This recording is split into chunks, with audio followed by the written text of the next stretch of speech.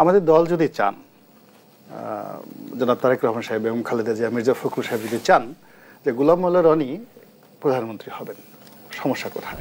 কোনো বাঙালি আমাদের স্বাধীনতার স্বাদ দিতে আস্বাদন করাতে পারেনি, শুধুমাত্র পেরেছেন বঙ্গবন্ধু শেখ মুজিবুর রহমান। আওয়ামী লীগকে তো সবসময় মিস করি, মৃত্যু পর্যন্ত মিস করতে থাকবো। জামাতের যে চরিত্র আমরা দেখতে পাচ্ছি, যে সাহস, যে কৌশল, যে স্পিরিট আমরা দেখতে পাচ্ছি, মানে গল্প, রবিনহুডের গল্পকেও হার মানিয়ে ফেলে।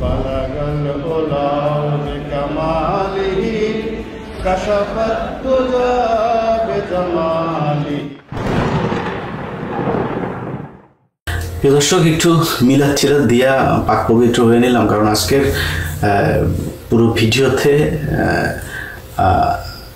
গোলাম ময়লা রনিকে ল্যাংটা করিয়া লুঙ্গি উদাম করিয়া পা উপরের দিকে দুইটারে বাইন্দা তারপর ওই ফাঁকের মধ্যে কাঁচামরিচ ঢুকানো হইবে।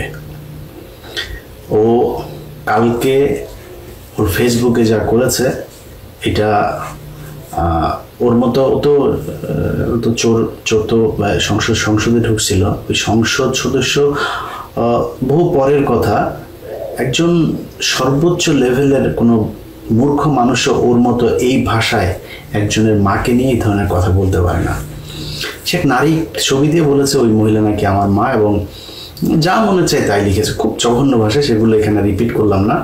খুঁজে দেখলাম সেই মহিলা হচ্ছে কি আপনার পাকিস্তানি এক মডেল, ব্রিটিশ পাকিস্তানি মডেল। সে তো সমস্যা নেই, সে আমার মায়ের ছবিও যদি সে পাইতো দিত, সমস্যা নেই, দিয়া যদি তার আমার মাকে নিয়ে তার যদি কোনো অবজারভেশন থাকে, খারাপ কিছু থাকে, তাহলে করতো। তো এদের ভেতরে একটা আছে, আগের অনুষ্ঠানে যখন আমি করলাম, করার পরে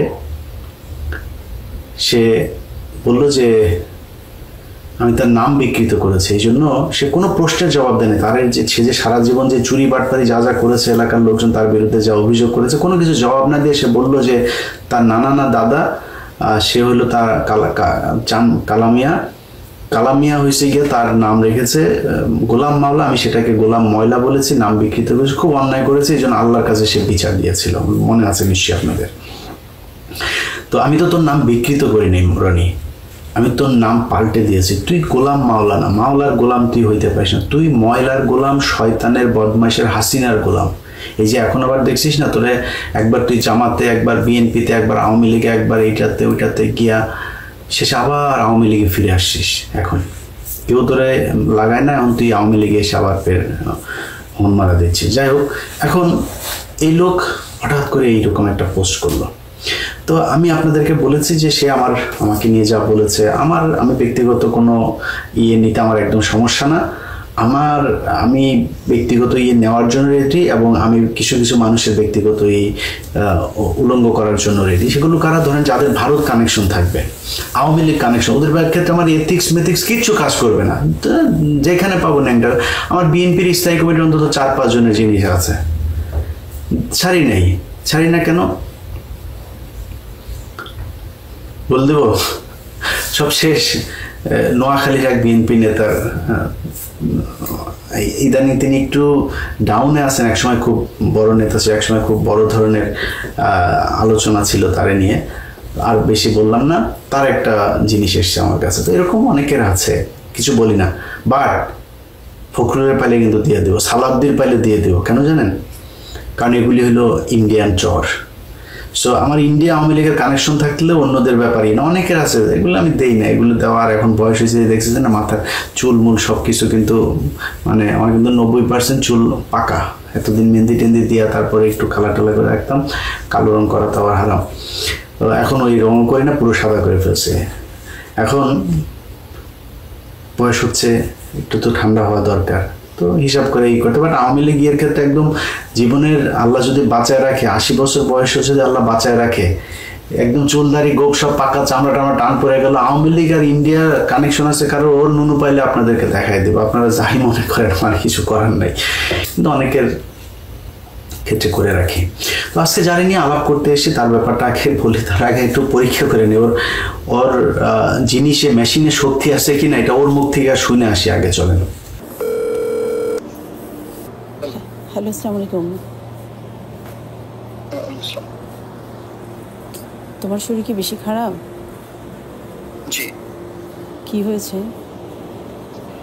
এটা ক্লান্তি আর কিছু না। কালকে রাত ঘুমাতে পারিনি, সারা রাত অফিসে আসছি, আসার পরে কাজ করে কারেন্ট চলে গেল, শুয়েছিলাম, এই উঠলাম, এই মাত্র আমাদের দাঁড়াবো আর কি। আচ্ছা, রোজা কি আছো? রোজা আছি। আমরাও রোজা আছি। তোমার সাথে একটু দেখা করতে চেয়েছিলাম। এটা আমার মেন্টাল, আমি আগে বলছি বারবার, এটা আমার জন্য মানসিক একটা অশান্তি তৈরি করে। এই জিনিসটা মানে তোমরা হয়তো যে জিনিসটা যেভাবে ভাবছো বা করতেছো, আমার দিকটা ভাবতে হবে। তোমরা ফোন করলে বা তোমরা কথা বলে তোমাদের সাথে দেখা সাক্ষাৎ করলে এটা আমাকে আরো অসুস্থ বানাই ফেলে। আমার পুরো এই যে আসছো, কোনো কথা নাই, বার্তা নাই, সারপ্রাইজ, পুরো ঈদটা হারাম হয়ে গেছে। ঈদটা হারাম হয়ে গেছে। আবার এই যে তোমরা ঢাকাতে কেন আসছো, কি জন্য আসছো, আই ডোন্ট নো, আমি কিছু জানি না। আসার পর আবার এখন তোমাদের সাথে দেখা করতে হবে, এই জিনিসগুলো আমার উপর চাপ পড়ে, প্রচন্ড চাপ পড়ে। এই বিষয়গুলো তো বুঝতে হবে যে আমি একটা সিস্টেমেটিক মানুষ, সিস্টেমের বাইরে আমি যাইতে পারি না। না, তুমি কালকে বলেছিলা দেখা করবা, সেই জন্য ফোন করেছিলাম। ঠিক আছে, কালকে বলেছিলাম, কালকে ওকে ছিলাম সবকিছু, কিন্তু আজকে তো করতে পারতেছি না। ঠিক আছে, আর তোমরা ঢাকাতে কথা নেই, ঢাকাতে আসছে কেন? জেসিকা কোথায়? জেসিকা আসছে না চিটংয়ে? না, জেসিকাও আসছে, আমরা সবাই আসছি। আচ্ছা, কি জন্য আসছো তোমরা ঢাকাতে? আসলে তুমি তো জানো সবকিছু, আমার আসলে পিঠ দেয়ালে ঠেকে গেছে, বুঝছো। এখন কি করব বলো না। তোমার এখানে ভেবেছিলাম যে তুমি আমাদের জন্য একটা কিছু করবা। না, আমার জন্য এটা কিছুই করা সম্ভব না, লাভ হচ্ছে না, বরং আরো হিতে বিপরীত হয়ে যাচ্ছে, মন বিষাই যাচ্ছে, রাগ হয়ে যাচ্ছে, ক্রোধ হয়ে যাচ্ছে। অন্তত পক্ষে দুপুর বেলাটা যদি তুমি আমাদের সাথে একটু খাও, প্রতিদিন একটু দেখা করো, একটু তোমার টাচে থাকি, গার্ডিয়ান না তুমি আমাদের। না, এটা হবে না, এটা সম্ভব না। এটা আমি নিজের সাথে যুদ্ধ করতেছি বা সবকিছু করতেছি, যদি কখনো আই উইল কল ইউ, এটার সম্ভাবনা, আমি ওই জিনিসটা আমার হয়ে গেছে, আমার জীবনের একটা ম্যাপ আছে। আচ্ছা, তুমি আমাকে যখন যেটা বলেছো একটু মনে করে দেখো তো, আমি তোমার প্রত্যেকটা কথা শুনেছি। তুমি যখন আমাকে বলেছো যে চিটং চলে যাও, আমি চলে গেছি। না, চলে যাও নাই, এটা কোন বলো? যখন বলেছো ফোন দিও না, ফোন দিই নাই, টেক্সট দিও না, টেক্সট দিই নাই, স্টিল নাও আমি তোমার ওয়াইফ।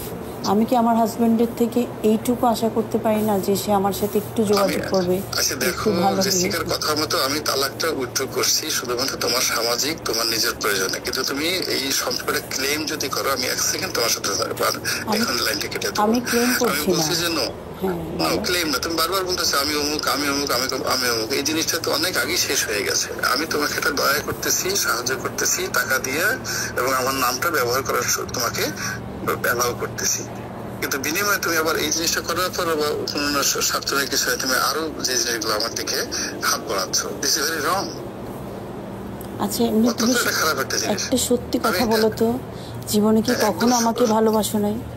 না, কখনোই না। তাইলে যে কথাগুলো বলেছিল এগুলো কি এমনি বলেছিল? এমনি বলেছিলাম।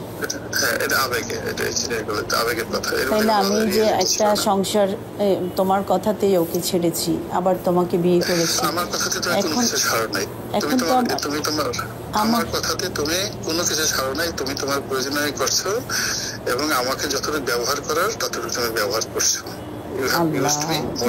তোমার কাছে এটা মনে হয় আমি তোমাকে তাই সেটাই মনে হয়। এবং তুমি আবার আমি তোমার সাথে সরল ভাবে যে আমি অন্তর থেকে চেষ্টা করছি তোমাকে সর্বোচ্চ সহযোগিতা করার জন্য, সাহায্য করার জন্য, আশ্রয় দেওয়ার জন্য, এবং এটাকে অ্যাভেল করার জন্য যে ধরনের মেন্টাল অনেস্টি দরকার, কর্ম দরকার, সেটা তুমি জানে আর তোমার আল্লাহ জানে। ওই জায়গাতে এমন কোন খুঁত হয়েছে যে ওখান থেকে বরকত আল্লাহ উঠে নিয়ে গেছে। আমি তো সবকিছু জিনিসগুলো, সবকিছুর এগেনস্ট আমি ঘুরে দাঁড়াইছিলাম, আমি সবকিছু ম্যানেজ করে নিয়ে গেছিলাম। আমি ওখান থেকে তুমি রনুকে অরুণাপল্লীতে নিয়ে গেছি। It's not a matter of joke. বাংলাদেশের 1 কোটি মানুষের মধ্যে কেউ এই কাজ করতে পারবে না, কেউ পারবে না, বাট আমি এই কাজটা করেছিলাম। যে জিনিসগুলো সেগুলো গিয়ে ওখানে নেওয়ার পরে আমার একটা ফুল পাওয়ার আছে, পুরা শক্তি আছে। আমি জোর করে তোমাকে এই কাজ করছি, আমি তোমাকে ঘর বানাইছি, কথা শোনো, তুমি আমার সাথেও সংসার করেছো, আপুর সাথেও সংসার করেছো। তোমার কি মনে হয় যে আমি এই কথাগুলো বলবো নাকি? বলো, শুধু আমাকে ছাদে নিয়ে গিয়ে বলছে যে তোমাকে একটা কথা জিজ্ঞেস করি। আমি যখন নিচে এসে তোমাকে আমি রুমে টানতে নিয়ে গেলাম, আমি রুমে টানতে নিয়ে গেলাম, রুমে নিয়ে গেলাম, তার আগে তোমাদের মধ্যে যে কথাগুলো হয়েছে that is very wrong and odd, very wrong and odd. আমি, তুমি দেখেছো আমি কিন্তু চুপ করেছিলাম, উনি আমাকে কন্টিনিউয়াসলি উনি 10টা থাপ্পড় দিলে তোমার কোনো কথা বলার দরকার ছিল না, 10টা থাপ্পড় দিলে কথা বলার দরকার ছিল না। আমি তো চুপ করেই ছিলাম, উনি আমাকে বলছে বলো বলো বলো। না না না, এই জিনিসগুলো সে যখন বলছে যে আমি তোমাকে বারবার বলছি যে আমার এই টোটাল ফিজিক্যাল ফিটনেসটা চলে গেছে, এইটা একটা বিশেষ অবস্থাতে হয়েছে, এটা তোমার সাথে থাকবে না কদিন পরে। আর তুমি সেই জিনিসটাতে সে যখন বলছে যে তার তো কিছু নাই, তুমি এই জিনিসটা হয়েছে কেন, আমি তাকে বলছি সে অত্যন্ত মেধাবী, খুব চালাক, এমনি দেখে বোঝা যায় না বোকা শোকা, কিন্তু যখন তুমি বন্ধু হিসেবে তাকে বাবা মনে হবে বোকা, কিন্তু যখন প্রতিদ্বন্দ্বী হিসাবে তুমি তার সাথে ফাইট করবা, তুমি এক সেকেন্ড তার সাথে টিকতে পারবা না। এই কথাগুলো তোমাকে বলছি, বলার পরে ছেলে মেয়েদের সাথে কথা বলে সব জেনে গেছে। তোমার সাথে কথা বলার সাথে সাথেই সে বলছে যে তার কোনো পাওয়ার নাই, পাওয়ার নাই, সে বলছে পাওয়ার নাই মানে ফুল পাওয়ার আছে। না কসম আমি এভাবে বলি নাই, আমাকে বলছে তোমাকে একটা কথা জিজ্ঞেস করি, তোমার ওর তো কিছু নাই না। আমি বলি কি ওর কিছু নাই মানে, বলো কি তোমাদের মধ্যে, আমি বলি কি না আছে তো, এটাই বললাম। বুঝছো, আমি তো শোনো, আমি তো মিথ্যা কথা বলি না, এটা তো তুমি জানো তাই না। আচ্ছা, এই রসায়নটা আপনাদেরকে একটু বুঝাই দিই, আমি না বুঝাইলে আর বুঝবেন না, অনেক কঠিন রসায়ন। গোলাম ময়লা রনি তার বউরে, তার বড় বউ, আসল বউ যেটা, সেটা বলছে যে তার মেশিনে কাজ করে না, এই জন্য সে তার বউর সাথে বহুদিন ধরে কিছু করে না। বউ তো কামড়ে মরে বেগুন টেগুন দিয়া, তারপরে ঠান্ডা হয়। এখন কি দিয়া ঠান্ডা আমি জানি না, এই যেমন ধরেন ওর মা আছে, বলবো মারে নিয়ে বলি রনি, তাকে মাফ করে দিলাম, কিছু আর বললাম না, তোর মার ছবি আছে এই যে এটা তোর মা, দেখ যা বল এবার মানুষ এটা তোর মা কিনা, তুই আমার মারে খুঁজে পাইস না, আমি তোর মারে খুঁজে পাইছি, আর তোর মারে নিয়ে তোর মার ভিতরে বেগুন ঢুকাইতে পারতাম, ঢুকাইলাম না, মাফ করে দিলাম, মা তো এই জন্য, তুই আমার মৃত্যু মারে ছাড়িস নেই। তো ওর বউ হয়তো বেগুন টেগুন দিয়া ই তো করতে হবে, বা এটা শারীরিক চাহিদা, কিছু করার নাই, ঠান্ডা হয় যেভাবেই হোক। আর ওরে ও যা অন্য মহিলাদের সাথে যে আকাম কোকাম করে। দ্বিতীয় স্ত্রীরে বলছিল যে আমার যে মেশিন ঠিক আছে এটা কিন্তু তুমি বড় বউরে বলবা না। ছোট বউ তো বড় বউরে বলে দিচ্ছে যে না ওর মেশিন ঠিক আছে, শুনেন আরেকবার শুনেন তাহলে বুঝবেন। তোমার সাথে কথা বলার সাথে সাথেই সে বলছে যে তার কোনো পাওয়ার নাই, পাওয়ার নাই, সে বলছে পাওয়ার নাই মানে ফুল পাওয়ার আছে। না কসম আমি এভাবে বলি নাই, আমাকে বলছে তোমাকে একটা কথা জিজ্ঞেস করি, তোমার ওর তো কিছু নাই না। আমি বলি কি ওর কিছু নাই মানে, বলো কি তোমাদের মধ্যে, আমি বলি কি না আছে তো, এটাই বললাম। আচ্ছা, এবার মূল আলোচনায় আসি। আরো জিনিস আছে ওগুলি আপনারা জানবেন। ও যেমন প্রমাণ ছাড়া এই করছে, আমি তো প্রমাণ ছাড়াবো না। আমরা কালকে বলছি যে তোর ঘরে ঢুকে তোর মারে, তোর মেয়েরে, তোর বউরে তারপরে ই করে আসবো। তো ঢুকছিলাম, তোর মার কাছেও ঢুকছিলাম, তোর বউর কাছেও, তোর মেয়ের কাছেও, তিনজে ঢুকছিলাম, এগুলি আনছি। তুই যা, তুই আমার নিয়ে বার কর, তোরে চ্যালেঞ্জ করলাম রনি, তোকে চ্যালেঞ্জ করলাম, যা এই পৃথিবীর সব সুন্দরী মেয়ে মানুষে একসাথ করে আয় না, তারপরে ইলিয়াসের পিছনে লাগা। এই পৃথিবীর সব টাকা পয়সা স্বর্ণ যা যা আছে সবাই না ইলিয়াস এই করছে, ভাই আপনারা এত টাকা ঘুষ দিলাম, আমার একটা চাকরি নেওয়াই দেন, ভাই এত টাকা ঘুষ দিলাম, আমার বাঁচা দেন। আমার টাকা দেওয়া বাঁচবেও না, আমার টাকা দেওয়া আমি তোর মারবো না, এটা মনে রাখিস। আমি যদি তোরে ধরি টাকা দেওয়া বাঁচবো না। অনেক মানুষজনের কাছে শুনি আমার নাম করে বিভিন্ন মানুষের কাছ থেকে টাকা পয়সা, ভাই দইরা পুলিশে দেওয়া তারপরে আমার খবর দেবেন। আমার ভয় দেখাইলে আপনি টাকা দিয়ে দিলে তাহলে আমার লাভ হইলো কি? টাকা বেশি হয়ে গেলে বাংলা এডিশন অফিসে যাই দিয়ে আসেন, আমরা ডোনেশন নিয়ে ওইখানে যাই দিয়ে আসেন। যাই হোক, কিনতে পারবি না, তুই আমার না সারাদিন চেষ্টা কর। দেখেন ও কালকের পোস্টে, ওরা সুশীল, এই সুশীলদের একটা ইয়ে আছে, ব্যক্তি আক্রমণ করা যাবে না। আরে বাবা রে, ব্যক্তি আক্রমণ করা যাবে না। গোলাম ময়লা রনি, তুই এই যে জামাতের লোকগুলোরে একদম জাস্ট মেরে ফেললো কোনো কারণ ছাড়া। তারা নাকি পাকিস্তানের মিলিটারির কাছে যায় আওয়ামী লীগের লোকজনের মাদেরকে আর বউদের মেয়েদেরকে নিয়ে প্রোটেকশন ছাড়া প্রোডাকশন দিয়েছে, তারপরে এখন আওয়ামী লীগ যুবলীগ বের হয়েছে এগুলি। তো তোরা যেগুলি বলিস, তোরা যে পাকিস্তানি বীজ এটা যে দাবি করিস, তো এটা সত্যি কথা। মতিউর রহমান নিজামী তোদের মাদেরকে নিয়ে পাকিস্তানিদের সাথে লাগিয়েছে, এটা সত্যি কথা। এটা ব্যক্তি আক্রমণ না? আমারে নিয়ে তুই যে এই কাজগুলি করলি, মনে কর সত্যি সব, এটা ব্যক্তি আক্রমণ না? তবে বলি তোর নাম গোলাম ময়লা রনি রেখেছি আমি, তোর নাম হচ্ছে গোলাম মাওলা রনি, তোর কালাম মিয়া তোর দাদা তোর নাম রাখছে, আমি তোর নাম বিকৃত করি, তুই আমার নাম বিকৃত করেছিস, আমার ইল্লু না কি যেন লিখে তারপরে করছিস, কেয়ার করি না। এরকম বহুত কিছু সহ্য করা, এটা শর্ট জার্নি না, ইটস এ লং জার্নি। এটা সেই 2018 সাল থেকে সোশ্যাল মিডিয়াতে আছি, আল্লাহর রহমতে টিকে আছে। সম্মান দেয়ার মালিক আল্লাহ, নেয়ার মালিকও আল্লাহ। সো তোরে বললাম, তোর যা যা আছে সারা বাংলাদেশের সব ডিজিএফআই গোয়েন্দা সংস্থা সবাই লাগাই দে, ইলিয়াসে মায়া দিয়ে পটা দেখি কেমন পারিস, চ্যালেঞ্জ করলাম। এখন এরা ব্যক্তি আক্রমণ করতে গেলে, এরা কিছু বললে এদের ব্যক্তি আক্রমণ বলে তারপরে কান্দাকাটি শুরু করে। খেলা হবে, তুই আকাম কুকাম করে মিথ্যা দিয়ে, আমি সত্য দিয়া করব, প্রমাণ সহ। গোলাম ময়লা রনির দ্বিতীয় স্ত্রী, তাকে গোলাম ময়লা রনি বিয়ে করেছে, আমার কোনো সমস্যা নাই। গোলাম ময়লা রনি আরো 10টা বিয়ে করুক, আমার কোনো সমস্যা নাই। সেই মহিলাকে 2009 সাল থেকে তার পেছনে লেগে তারপরে সেই মহিলাকে বিয়ে করেছে। 18 সালে তাকে তার স্বামীকে তালাক দিয়েছে, 22 সালে বিয়ে করিয়েছে। বিয়ে করার পরে সেই মহিলার কাছ থেকে তার সম্পত্তি চেয়েছে, সেই সম্পত্তি তার নামে লিখে দেয় নাই, এই জন্য কয়দিন আগে ডিভোর্স দিয়েছে। পৃথিবীর কোন আইন, কোন সভ্যতা, কোন মানবতা এটাকে অ্যালাউ করবে যে একজন নারীকে আপনি তার সংসার ভেঙে নিয়ে আসলেন, এনে তারপরে তার সম্পত্তির জন্য করলেন? সেই মহিলার ভাই নেই, মা নাই, বাবা নাই, বাবার সম্পত্তি বোনেদের মধ্যে বন্টন হয়েছে, বোনরা থাকে আমেরিকা, সে দেশে থাকে, সম্পত্তি সব সে দেখভাল করে। এই সম্পত্তি বাগিয়ে নেওয়ার জন্য গোলাম ময়লা রনি তার পিছনে লাগলো, বিয়ে করে টাকা পয়সা সম্পত্তি দেয় নাই, মহিলারা ছেড়ে দিল। আপনাদেরকে বলেছে যে আমি ফাও কথা বলবো না, চলেন আমরা ওই নারীর কাছ থেকে শুনে আসি যে গোলাম ময়লা রনি তার সাথে কি করেছে। চলেন। হাজবেন্ড থাকাকালীন মানে রনি কেন আপনাকে বিয়ে প্রপোজ করতো? আমি আপনাকে বলি ভাই, ও কখনো আমাকে মানে প্রেম করার জন্য অফার করে। ও জানে আমার হাজবেন্ড আছে, বুঝছেন? এবং হাজবেন্ড থাকার পরও সে আমাকে দেখেছে, কিন্তু সে আমাকে বিয়ের কথাটা বলতো, বুঝছেন? আমি বলি কি, দেখেন আমার তো হাজবেন্ড আছে আর আমি তো ভালো আছি, আমি তো আপনাকে বড় ভাই হিসেবেই জানি। হ্যাঁ, আপনি যদি বিয়ে করতে হয় অন্য কাউকে পারেন, তখন সে চুপ হয়েছে, তার কিছু বলতো না। আবার ধরেন অনেকদিন পর গিয়ে আবার বলছে যে আমি ফ্যামিলিতে আমি অনেক অশান্তিতে আছি, ফারজানা দেখো আমি অনেক অশান্তিতে আছি, তো আমি তো আসলে মানে আমি ইসলামের বাইরে যেতে চাই না, আমি তোমাকে বিয়ে করতে চাই।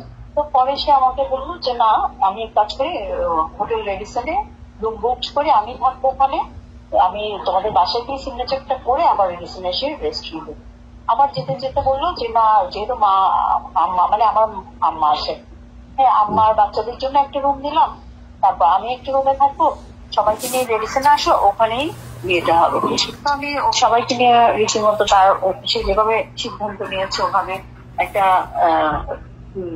মানে ওসি বলে সিবিআই এর একজন ওসি, ওনার ফুল ফ্যামিলি, তারপর হচ্ছে আমার একটা ফুফাতো ভাই, আরো কিছু গেস্ট, তারপরে আমাদের টিপসের যিনি হুজুর উনি, তারপরে হচ্ছে আপনার কাছি, এরকম বেশ কিছু লোকজন আমরা ওখানে গেলাম। শুক্রবার দিন জুমার ঠিক আগে করে বিয়েটা হলো। তারপর কাজী সাহেব ওখানে গেলেন, যাওয়ার পর ও বললো আজকে 13 তারিখ, এই জন্য আপনাকে 13,000 টাকা দিলাম, আজকে যদি 30 তারিখ হতো আপনাকে 30,000 টাকা দিতাম, কাজীকে বলছি। আবার আমাদের হিপসের যে হুজুর বিয়ে পড়িয়েছে ওনাকে 2,000 টাকা দিয়েছে। দেওয়ার পরে সবাইকে নিয়ে তারা আবার বাইরে চলে গেল, খেলো আমাদের জন্য আবার যে রেডিসনের লাঞ্চের প্যাকেট নিয়ে আসছে। আচ্ছা, এরপরে সে শুক্রবার শনিবার রোববার দিন 1:30টার সময় চলে আসছে রোববার। এর মধ্যে তার বড় ছেলে বিয়ে হলো। বড় ছেলে বিয়ে হওয়ার পরে আমি বললাম কি আমি কি আসবো? বলে কি হ্যাঁ তুমি আসো। আমি বললাম আমি গেলে আমি কি পরিচয় দিব, কি সবার সাথে পরিচয় করা দিব না? বলে কি আসলে এই মুহূর্ত থেকে সম্ভব না, তাহলে তুমি বেটার হয় মানে আমি বলি তাহলে আমি না আসি, কারণ আমি ওখানে যাব, সবার সাথে দেখা হবে, আমি কি ওখানে অভিনয় করা সম্ভব না। বলকি আচ্ছা ঠিক আছে, তুমি যেটা বেটার মনে করো ওটাই করো। আমি আসলাম না বিয়েতে। ছেলের বিয়ের পরে এর মধ্যে আবার বাড়িটা রেডি হয়েছে ওনা পল্লী, রেডি হওয়ার পরে ওই যে ওদেরকে নাকি একবার নিয়ে গেছে, বলে কি বাইরে তোমার জন্যই করেছি, তবে ওদেরকে একবার নিয়ে আসলাম। যাওয়ার পরে মানে ছেলে মেয়ে তারপর ওর ফার্স্ট ওয়াইফ এরা সবাই রাগারাগি করে ওকে একা ওই বাড়িটাতে ফেলে সবাই যে যা মতো চলে আসছে। আমি বলি কি সমস্যা আমাকে বলো তো? বলে কি এখনই বের হবো। আমি বলি কি, বলে কি আমি এখন পুলিশকে কল দিব। কল দাও, তুমি পুলিশ আনো, আমিও মিডিয়াকে ডাকবো। আমি তোমার ওয়াইফ, আমি আমার হাজবেন্ডের অফিসে আসতে পারবো না, তোমার সাথে কথা বলতে পারবো না, এটা কি ধরনের নিয়ম? হ্যাঁ, তো ও দেখি সত্যি সত্যি পুলিশ কল দিব। কল দেওয়ার পরে ওই যে শাহবাগ থানা থেকে আসলো, আসার পরে ও দেখি যে ওই মহিলাকে ফোন দিয়েছে ফার্স্ট ওয়াইফকে। তো সেও অন দা ওয়েতে শাহবাগ থানায় পুলিশ আসছে। আসার পরে পুলিশকে বলছে যে ভাই দেখেন এই মহিলা আমার কাছে মানে টাকা চাইতে এসছে। আমি বলি কেউ তাই নাকি, টাকা চাইতে এসছি? তাই বলো যে আমি কত টাকা চাইতে এসছি তোমার কাছে, কি আসু বিষয় বলো, আমি যদি টাকা চাইতেই আসি বল। তো বলে কি আপনি কে? আপনি কি? আমি ওর ওয়াইফ। বলে কি আপনার কাবিন আছে? আমি কি হ্যাঁ আছে। এখন আমিও বোকামি করলাম, আমার মামা শ্বশুরের কাছে মোবাইলে আমার কাবিনটা দেওয়া ছিল। আমি বলি মামা কাবিনটা একটু পাঠান তো। ঠিক আমার মোবাইলে দিয়েছে, ওরা দিকে কাবিনটা নিতে চাচ্ছে। আমি বলি কি ভাই নিয়েন না, কারণ আমার হাজবেন্ডের ইন্টেনশন দেখে আমার কাছে সন্দেহ হচ্ছে, আপনারা নেবেন না, এই কাবিনটা দিয়ে সে কিন্তু খারাপ কিছু করতে পারে। হ্যাঁ, পরে আবার বসলো, বসার পরে ওই ফার্স্ট ওয়াইফ আসছে। আসার পরে পুলিশকে বলছে যে ভাই দেখেন এই মহিলা আমাকে চিটাগাং হ্যাপনোটাইজ করে নিয়ে গিয়ে একটা কি কাগজের মধ্যে এরকম টোকা দিয়ে ফু দিয়ে আমি বেহুশ হয়ে গেছি। তারপর আমার যখন হুঁশ ফিরে আসে তখন দেখি আমি অসংলগ্ন অবস্থায় হসপিটালের বেডে পড়ে আছি, আর এই মহিলা আমাকে বলছে সে তার সাথে আমার বিয়ে হয়ে গেছে। তো এবং বিয়ে হওয়ার পরে সে দেখি যে কাবিনে আমার সিগনেচার করা। আমি বলবো তাই নাকি? গোলাম মোল্লা রনি, তুমি 7 বছরের বাচ্চা, তোমাকে আমি ঢাকা থেকে চিটাগাং নিয়ে গেছি। তারপর আমি বলি কি এই কাহিনী সুন্দর লাগে, মিথ্যা এভাবে বলতে হয় না। হ্যাঁ, আমি বলি কি তুমি কি এভাবে মিথ্যা কথা বলছো, আল্লাহ গজব পড়বে না তোমার উপর? বলে কি আমি যদি মিথ্যা বলি আমার উপর আল্লাহ গজব পড়বে, আর যদি তুমি মিথ্যা বলো তোমার উপর আল্লাহ গজব পড়বে। তারপর আমি বলি কি ভাই দেখেন আমি তখন পুলিশকে কাহিনীগুলো বললাম। আমি আমার লাইফে অনেক ভালো ছিলাম, সে বারবার বোঝায় আমাকে নিয়ে আসছে। হ্যাঁ, একটা জীবন থেকে আরেকটা জীবনে নিয়ে আসছে। এখন এই অবস্থায় এসে যদি সে আমার সাথে যা শুরু করে সেগুলো করে, আমার মেয়েটাকে আমি কিভাবে বিয়ে দিব? যখন জানবে যে আমার মেয়ে তার মায়ের 2টা জায়গায় সমস্যা হয়েছে, আমার মেয়েকে আমি বিয়ে দিতে পারবো? তখন পুলিশটা খুবই বোঝালো তাকে, বোঝায় বলে কি স্যার ও আরো অনেক কথা বলছে যেগুলো আমি আপনাকে মানে আমার নেগেটিভ অনেক কথা, না আমার চেয়ে খারাপ মানুষ পৃথিবীতে আরেকটাও নাই। তার ভাষ্য এটা কোন থানা? শাহবাগ থানা? শাহবাগ থানা, হ্যাঁ শাহবাগ থানা। কতদিন আগে ঘটনা এটা? এটা হচ্ছে এই ধরেন 1.5 মাস আগে, 1.5 মাস। হ্যাঁ, শাহবাগ থানা থেকে আচ্ছা গেছে আমার। পুলিশ কে গেছিল? ওসি নিজে নাকি অন্য কেউ? না, ওসি পাঠিয়েছে। ওই দুজন ওই যে টহলে থাকে না যারা 999-এর, হ্যাঁ ওদেরকে পাঠিয়েছিল আর কি।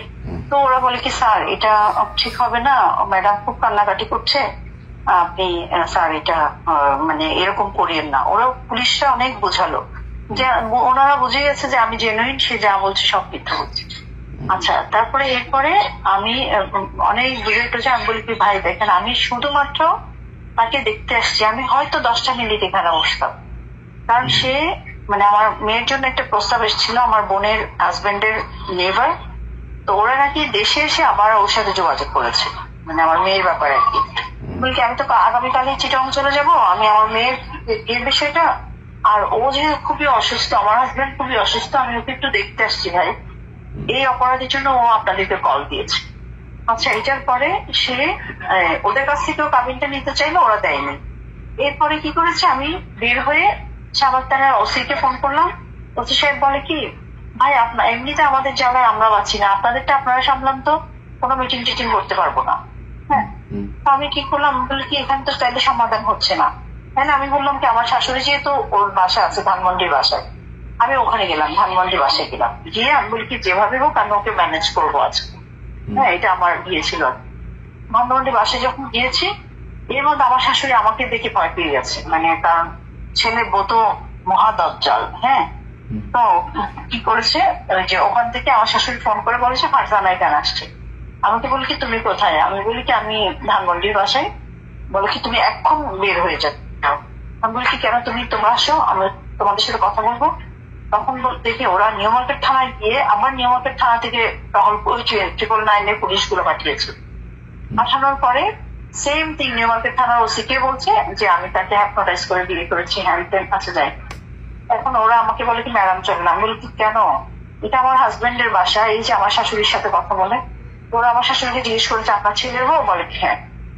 এখন তারপর বলে কি আপনি আসেন। আচ্ছা, এসে দেখি এরা দুইজন বসে আছে, ওই মহিলা আর এই বসে আছে। বসে থাকার পরে আমাকে বলে কি উনি কি? আমি বলতে আমার হাজবেন্ড। বলে কি কেমন হাজবেন্ড, আপনার কাবিন আছে? আমি বলি কি অবশ্যই আছে, দেখেন কাবিনটা দেখেন। বলে কি দেখ তো আপনার কাবিনটা একটু ভাই দেওয়া যাবে না, আপনি এমনি দেখেন। তখন দেখি যে সে আমাকে বিভিন্ন ভাবে জেরা করছে, আমার এত অপমান লাগছে, কান্না আসছে। আমি বললাম যে ভাই দেখেন সত্যি কথা, যেটা সে আমাকে পছন্দ করে বিয়ে করেছে এবং আমি তার ফার্স্ট ওয়াইফের বিষয়গুলা সবকিছু ক্লিয়ার করেছি। সে এখন আজকে এসে সে কি কারণে উল্টে যাচ্ছে আমি জানি না। তবে আমার শাশুড়ি যেটা বলে যে সে কালো জাদুর শিকার, সে কালো জাদুর শিকার, নাইলে সে কন্টিনিউসলি আজকে 1.5 বছর ধরে এরকম অসুস্থ হয় না একটা মানুষ।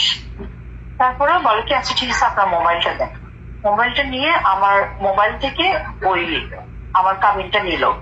নেওয়ার পরে বলে কি আচ্ছা ঠিক আছে কালকে সকালে মিটিং হবে, এখানে মিটিং হবে, আপনি মানে কোথায় যাবেন ম্যাডাম? আমি বলি কি আমি এত রাতে কোথায় যাবো, আমি আমার হাজবেন্ডের বাসায় থাকি, রাতটা আমার হাজবেন্ডের বাসায় থাকি, আমি তো এত রাতে আমি কোথায় যাবো একা? আমি বলে কি না আপনি ওখানে যেতে পারবেন না। আমি বলি কি কোনো ওয়াইফ তার হাজবেন্ডের বাসায় যেতে পারবেন, এটা কেমন কথা? তাই তো আমি থানায় বসে থাকি। বলে কি না থানায় বসে থাকা যাবে না। আমি বলি কি তাইলে আমি করবো কি? বলে কি আপনার কেউ নাই? তো আমি অনেকক্ষণ পরে প্রায় 12টা আমি বলি আচ্ছা ঠিক আছে আমার একটা মামা আছে, মামা মানে মামা শ্বশুর আর কি।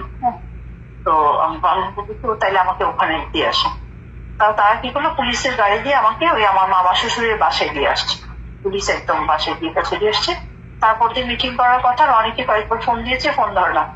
এর মধ্যে সে সেই কাবিনটা নিয়ে মানে ডিভোর্স লিখে চিটাং পাঠিয়ে দিয়েছে, বুঝছেন? আমি তো ঢাকা, আমি তো ওখান থেকে আমাকে ফোন করেছে যে একটা চিঠি আসছে। আমি বলি কি চিঠি? বলে কি এই যে ওর অফিসের অ্যাড্রেস বলেছে। আমি বলি কি ভাই চিঠিটা আপনি রিটার্ন দেন, যেহেতু আমি নাই। হ্যাঁ, রিটার্ন দেওয়ার পরে দ্বিতীয় দিন আবার মানে যেদিন মিটিং হওয়ার কথা তারপর দিনের পর দিন 4টার সময় মিটিং এর ডেট দিয়েছে সে। তো আমি গেছি, আমি যখন নামাজ পড়তে গেছি উপরে আসর নামাজ, তখন আমার আরো 2টা মামা শ্বশুর ছিল, মানে আমি নিয়ে গেছি আর কি ওখানে। তখন সে নাকি বলেছে যে সে আমাকে ডিভোর্স দিয়ে দিয়েছে কাজীকে ডেকে, কাজীর সামনে। এখন মানে তার আর কিছু করার নাই। এই হচ্ছে গোলাম ময়লা রনি। এই গোলাম ময়লা রনি টেলিভিশনে পত্রিকায় গিয়ে কলাম লেখে, টক শোতে অংশ নেয়, ইউটিউবে এসে বড় বড় কথা বলে। আরে বেটা, আমি ইলিয়াসের নামে যেদিন কিনা ঢাকা শহরে আমার বাপ যা রেখে গিয়েছে তারপরের 1 ছটাক জমি হবে, আমেরিকায় 1 ছটাক বাড়ি হবে, গাড়ি হবে, সেটার জন্য আমি জবাব দেব। আমেরিকায় যদিও একটা বাড়ি আর একটা গাড়ি সবারই না হওয়া অস্বাভাবিক, হওয়া স্বাভাবিক। 1 বাড়ি আর 1 গাড়ির পরে যেদিন চলে যাবে সেদিন বুঝবি যে ওই 2 নাম্বারই করা শুরু করেছে। তোর এত টাকা পয়সা, এত বাড়ি, এই যে জাহাঙ্গীরনগরে যেটা বললো যে অরুণাপল্লীতে যেই বাড়ি, বিশাল বাড়ি, সুইমিং পুল টুল করে, এই বাড়ির টাকা তুই কোথায় পাইলি? এটা জবাব দিতে হবে। আমি দুর্নীতি দমন কমিশন, পুলিশ প্রশাসন যারা আছেন তাদেরকে বলবো যে গোলাম ময়লা রনির ব্যাপারে খোঁজ নিতে হবে। আর রনি, তোরে বলি এবং তোর সাথে সাথে আমার যারা দর্শক আছে তাদেরকে আমি বলি, ভাই শুরুতে যেটা বললাম যে বয়স হয়েছে, তো এখন এইসব বিষয় নিয়ে, এগুলো সংবেদনশীল বিষয়, এগুলো নিয়ে কথাবার্তা বলতে গেলে একটু হুশ করে বলা উচিত, সবারই বলা উচিত। আমি নিজেও এটা মনে করি। আর কারো ব্যক্তি লাইফ সামনে আসুক, যে একটু আগে বললাম ইন্ডিয়া ভারতের ব্যাপারে আমার ধর্ম আমি মানব না। আমরা যদি জিজ্ঞেস করেন যে ভাই ইসলাম মানবেন কিনা, ওইটার ক্ষেত্রে আমি আল্লাহর কাছে মাপ চাই নিব, আল্লাহ মাপ করে দিয়েন। আমি এদের ক্ষেত্রে ধর্মর কোনো প্যারামিটার আমি মানতে যাব না। যেমনে পারি ওদেরকে ভরে দেওয়া হবে। আওয়ামী লীগের ক্ষেত্রে কোনো মাপ নাই, কারণ এরা আমারে এই আমেরিকাতে যতভাবে কষ্ট দিয়েছে, ওই কষ্ট সহ্য করতে পারবেন না। আপনারা এখানে দেখেছেন না আওয়ামী লীগের সাথে যে মারামারি, গালাগালি করেছে যে একদিন ইচ্ছা মতো ওদের সব কটার মারে যে শেখ মুজিবের দিয়ে লাগাইছি, মনে আছে না? কেন বলেছিলাম জানেন? আপনারা তো শুধু ভিডিওটা দেখেছেন, আমি অনেক উত্তেজিত। আমি ভাই এত উত্তেজিত না, আমাকে যারা ব্যক্তিগতভাবে চিনে, আমি যথেষ্ট পোলাইট, খুব নরম টাইপের একজন মানুষ। বাট হঠাৎ রাগ হয়ে, কখন রাগে আমি নিজেও জানি না, কেন রেগে গেলাম, হঠাৎ করে রাগ হয়ে যায়। কিছু কিছু জায়গায় আমি সহ্য করতে পারি না। যেদিন ওই গ্যাঞ্জাম, তার 2 দিন পরে আমার মা মারা গিয়েছেন, এবং আমি পাশে দিয়ে হেঁটে আসছিলাম, আমার মাকে তুলে গালি দিয়েছে। যখন গালিটা দিল আমি ঘুরে দাঁড়াইলাম, দাঁড়ায় দেখি যে তারা অন্যদিকে তাকায় কথা বলছে, আমার দিকে আর তাকায় না। তখন আমি ওদের মারে তুলে আর শেখ মুজিবরে তুলে আমি বললাম যে আমার মারে গালি দিছিস, তোদের সব কটার মারে শেখ মুজিবরে দিয়ে লাগাই। খুব খারাপ ভাষা এখানে বলছি না, খুব খারাপ ভাষায় বলেছিলাম। আর সব কটা এসে আমার মারতে, আমি তো ধুইছি ভাই, জীবনে গালাগালি যা শুনছি সব দিছি, সব দিছি। কেউ গায়ে হাত দেয় না এখানে, বুঝছেন না? গায়ে দিলে সমস্যা তো। এই যে 2 দিন আগে ওই যে একজনকে, আমাদের হিমেল নামে একজনকে তারা গালাগালি করেছে, সে যে সেখানে ভিডিও বানিয়েছে, এই জন্য ও আবার যায় পুলিশ করছে, পুলিশের কাছে মামলা হয়েছে, খুঁজতেছে ওগুলো। ওরা জানে এখানে সমস্যা, পুলিশ নিয়ে আকাম গোকাম এইসব করা যাবে না। ব্যাস, এরা ঠান্ডা, এখানে একদম ঠান্ডা, পুরো ঠান্ডা। আর এখন তো মনে করেন যে উল্টাপাল্টা করলে তো গ্রামে যাওয়ার বাড়ি ঘরে লাগাই দেবো, এখানে কোনো ঝামেলা। আমি খালি খুঁজি যে কেউ কিছু বলে কিনা, আমি খুঁজা ওদেরকে করি যে এটারে পাই, ওটার গালাগালি করি। আমার যেগুলো এখানে করছে ওটার পাইলেই গালাগালি করি, মারা তো আর যাবে না, গালাগালি করি এবং শোধ দিয়ে দিই, ওই আগেরগুলো সব শোধ তুলি। তো এখানে অনেক অনেক খারাপ সময় গিয়েছে ভাই। আমাকে ইসলামিক টেরোরিস্ট বানানোর জন্য পুলিশের কাছে এখানে রিপোর্ট করার অনেক মামলা, আমি এখানে অনেক মামলা আমাকে পার করে করতে হয়েছে ভাই। ধর্ষণের মামলা, কিডন্যাপের মামলা, বাড়িতে বোমা মারার মামলা, বহুত মামলা পার করে তারপরে আল্লাহ এই জায়গায় ঠান্ডা মানে স্থির রেখেছেন। তো সবই আল্লাহর কাছে শুকরিয়া। তো এগুলো সহ্য করে, আমার পরিবারের উপরে যা হয়েছে এগুলো সহ্য করে, তারপরে যারা ঠান্ডা থাকতে পারেন ওরকম ঠান্ডা লোকজন এসেন। আপনাদের মতো বহু ঠান্ডা লোক যারা ঠান্ডা থাকতে বলেন না, তাদের অনেক ঠান্ডা লোকজন দেখেছি, অন্যায়ের প্রতিবাদ করেন নাই, অন্যায়ের প্রতিবাদও করেন না, নিজের উপরে কোনো সমস্যা আসে না, ঠান্ডা হয়ে থাকেন। আপনাদের মতো এত ঠান্ডা হয়ে থাকার জন্য কুত্তার জীবন নিয়ে দুনিয়ায় আসি নাই। কুত্তা খায়, হাগে মতে, ঘুমায়, মারা যায়। তুইও যদি কুত্তার মতো খাবি, হাগবি, মুতবি আর মারা যাবে এটার জন্য, এটা জীবন না। এখানে আরো অনেক কাজ আছে, সেই কাজগুলো করা উচিত। যাই হোক, অনেকেই এটা করেন। আমি আমার আজকের ভিডিওটা অনেকের কাছে খারাপ লাগতে পারে, অনেকগুলো খারাপ কথাও এখানে বলা হয়েছে। আমি আপনাদের একটু শেষ ব্যাখ্যাটা দিয়ে প্রোগ্রামটা শেষ করব। এই মহিলা আমার কাছে এসেছিল আরো অনেক আগে, তো আমি তখন কিছু বলি নাই। উনি আমার বলছিল যে ভাই, আপনাকে আমি ভাই ডাকলাম, আমার সংসারটা আমি রনির সাথে করতে চাই, আপনি আমাকে একটু হেল্প করবেন। তা বললাম কি করতে হবে বলেন। তখন সে বলল যে ভাই, আমি আপনি যদি একটা পোস্ট করেন তাইলে ও একটু ভয় পাবে, আমি আপনার কথা বলে তারপরে ওরে থ্রেট করব। ঠিক আছে, পোস্ট করলাম যে রনি, তোরে 48 ঘন্টার মধ্যে সময় দিলাম, তুই করবি, তো স্ত্রী ফারজানার কথা বলে দেবে, এটা বলা হয়। সে বুঝলো যে ফারজানা নামে কাউকে একজনের সাথে আমার পরিচয় হয়েছে, এবং সে তার দ্বিতীয় স্ত্রী। কেউ কিন্তু জানে না, জানতো না তো ওই সময়। তার 2 দিন পরে সে আমার 2 ছেলেকে নিয়ে এত জঘন্য ভাষায়, এত জঘন্য নোংরা ভাষায় একটা পোস্ট করেছে। আমার কলিজার টান দিয়ে যদি ছিঁড়া ফেলতি না রনি, তা আমি এত কষ্ট পাইতাম না। আমার ছেলেদের নিয়ে খুব বাজে ভাষায় একটা পোস্ট করছিল। তারপরেও কিন্তু আমি ঠান্ডা হয়েছিলাম। ওই যে মহিলা বলছে যে ভাই, কিচ্ছু বলি নাই। এখন 3-4 দিন আগে সে আবার আসলো, ভাই অনেক চেষ্টা করলাম, সে আমার সাথে থাকবে না, সে আসলে তার সম্পত্তি এগুলি লাগবে, সে আমার সাথে থাকবে না। এখন আমার ভাই, আপনি কিছু একটা করেন। বললাম কি করবো আপা, আমার কাছে যে সুযোগ আছে, আমি তো আপনার সংসারে ওরে বলে করতে পারবো, ওর সাথে আমি কথা বলতে পারবো না, আপনি করেন, যদি অনুমতি দেন তাহলে আমি ভিডিও, আপনার বক্তব্য এগুলো আমি চালাইতে পারি। তো বললো না ভাই, আপনি একটা কাজ করেন, পোস্ট করেন। আমার আগের পোস্টটা তো মনে করছে যে আমি করছি, আমি করাইছি আপনাকে দিয়ে, ও যেন মনে করে ওর প্রথম স্ত্রী আপনাকে দিয়ে পোস্ট করেছে, এরকম কিছু একটা লিখে পোস্ট করেন। তখন আমি এই যে 2 দিন আগে একটা পোস্ট করলাম যে ইতি রুনু ওর দ্বিতীয় স্ত্রী, প্রথম স্ত্রী। তো এটা করার পরে আমি মনে করেছিলাম যে হয়তো ও দ্বিতীয় স্ত্রীর সাথে যোগাযোগ করবে বা কিছু একটা, উনি ওই মহিলা যেটা মনে করে সেটাই হয়তো কিছু একটা হবে। অবাক হইলাম, সে আমার মাকে নিয়ে যা মনে চায় তাই পোস্ট করে সে এটাই করলো। ও বুঝতেই পারেনি আমার কাছে ওর কি কি জিনিস আছে। তো আমি দেখেন আপনাদের কাছে বিচার দিলাম যে আমি আমার ধৈর্যের সর্বশেষ সীমানা পর্যন্ত অপেক্ষা করছি। ও যদি আমার এরকম কোনো কিছু পাইতো, আমি আপনাকে গ্যারান্টি দিলাম, ও না বহু এই জগতে বহু মানুষজন আছে ভাই, আমার নিয়ে পাইলে সে পৃথিবীর সব দিয়ে তারা আটকানো যাবে না, আগেই আপলোড দিয়ে তারপরে অন্য কথা পায় না। সমস্যা হলো এটা, এই জায়গায় আমার আটকাইতে, আমার সাথে বিশাল জ্ঞানজাম।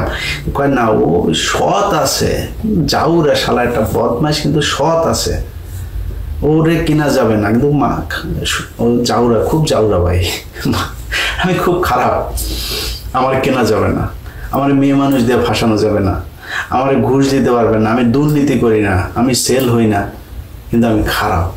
খারাপ কোন দিক দিয়ে বল, কোন দিক দিয়ে খারাপ সেটা বল, এটা বলতে পারে না। তো সেইটা করলো, গালাগালি করে যা মনে হচ্ছে তাই লিখলো। আমি কিন্তু তার এটা আটকে রেখেছি এবং শেষ পর্যন্ত চেষ্টা করেছি যে এটার একটা সঠিক সমাধান হোক। আমি ভিডিও দিয়ে তারপরে কিছু মানুষ খুব মজা পাবে, দেখবে, না করে আমি মহিলাকে করেছি। কিন্তু শেষ পর্যন্ত রনির কারণেই সেটা আর হইল না, আপনাদের সামনে আনতে বাধ্য হইলাম। এই দেশের মানুষের কাছে বিচার দিয়ে গেলাম। এই ধরনের একজন অসভ্য অভদ্র মানুষ, তাকে কোনো রাজনৈতিক দলে নেওয়া তো বহু দূরের কথা, আমি প্রশাসনের কাছে বলবো এবং মোস্ট প্রবাবলি আপনারা জানতে পারবেন তার নামে একটা নারী নির্যাতন মামলা হবে। আমি আমার ব্যক্তিগত কোনো কারণে তার বিরুদ্ধে মামলা টামলাতে চাইতে চাই না। আমি চাইলে ওরে আমি খাইয়ে দিতে পারি, এখন ধরাই দিতে পারি। আমার মামলাটাই এনাফ ওর জন্য। আমার পরিবারে কেউ ওরে নিয়ে একটা মামলা করে দিতে হবে। আর আমার পরিবারের মানুষ ভাই বহু নিরীহ লোকজন, এরা কখনই আমার এই জগতে থাকা পছন্দ করে না। আওয়ামী লীগ এখনো ধরেন, আমি এই যে সেনাবাহিনী টাইনি নিয়ে করি, আমার একটা ভাই আছে অফিসে, আমার বাংলা এডিশনে, অফিস করা বন্ধ করে দিয়েছে। আমি আপনি যদি এগুলি করেন আমি আপনার অফিস করবো না, এই টাইপের অবস্থা। কিন্তু আমি ভাই নিরীহ পরিবারের সন্তান, আমার এদেরকে এখন মামলা টামলা জড়াইতে চাই না। এদেশের মানুষের কাছে বিচার দিলাম। আর তার স্ত্রী যদি মামলা করে, পুলিশকে বলবো কোনো ধরনের ধানাই পানাই না করে তাকে দ্রুত গ্রেপ্তার করবেন, এর জেলে থাকা উচিত। এই যে অপরাধ করেছে, এটার জন্য একটা নারীর সংসার ভেঙে তারপরে তাকে নিয়ে এসে শুধু সম্পত্তির জন্য তাকে এখন তার ভালো লাগে না, সে থাকবে না, এটা বলে শেষ করে দিল। এই ধরনের মানুষ, এটা বাংলাদেশে যত সকল যেসব নারীবাদীরা আছেন তাদের সবার রাস্তায় নেমে আসা উচিত। একটা নারীর জীবন এইভাবে ধ্বংস করে দেওয়া, এটা কোনো পয়েন্ট থেকে কোনো ডেফিনেশনে এটাকে হালাল করা যাবে না। যাই হোক, অনেক কথা হইল ভাই। আওয়ামী লীগের উপরে খুব খেপা ছিলাম, এখন তো আর ওরকম ওই দিন তো নাই, এখন আমাদের সুখের দিন, আমরা এখন দেশ চালাই। এখন আওয়ামী লীগের 32 নাম্বার সব কিছু পিছন দিয়ে ঢুকিয়ে দেওয়া হয়েছে হাসিনার। এখন আমাদের ওগুলি নিয়েই নেই, যেখানে অত খেপি না, রিল্যাক্স মুডে থাকি। সো তারপরেও অনেকদিন পরে এসে একটু আজে বাজে কথাবার্তা বলতে হলে এই জন্য সবার কাছে মাপ চাই, উপায় ছিল না। আমার মারে নিয়ে যা বলছে ওইটা যদি রিয়েক্ট করতাম আগের মতো, তাইলে এর চেয়ে আরো জঘন্য ভাষায় হয়তো, সেটা করি নাই। আল্লাহ হাফেজ।